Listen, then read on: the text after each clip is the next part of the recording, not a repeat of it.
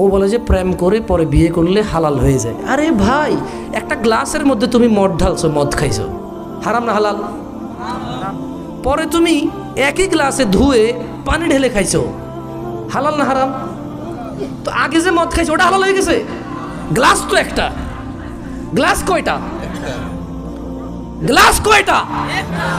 তো আগে মদ খেয়েছো, এরপরে ধুয়ে পানি খেয়েছো, দুধ খেয়েছে ওটাতে, তাই বলে কি আগে যে মদ খেয়েছো ওই মদ হালাল হয়ে যাবে? তদরূপ মেয়ে একটা বিয়ে না করে সম্পর্ক রেখেছো, হারাম। মেয়ে একটা বিয়ে করে সম্পর্ক করলে আগের হারাম হালাল হবে না, ওটা গুনাহ থেকে যায়। ওটা কি থেকে যায়? ওটার জন্য মাপ চাইতে হবে। যেমনটা বিয়ে না করলে মাপ চাইতে, তুমি এই মেয়েকে বিয়ে না করলে এমনটাই মাপ চাইতে হবে। এই মেয়েকে বিয়ে না করলে যেমনটা গুনাহ, এই মেয়েকে বিয়ে করলো আগের অন্যায়গুলো একেবারে শতভাগ সেম অপরাধ। ভাই আমার, ভাই আমার, লা ইউজনি জানি হিনা ইউজনি ওয়া হুয়া মুমিন। কোন জানাকারী জানা করে না মুমিন থাকা অবস্থায়। সিদ্ধান্ত তোমার।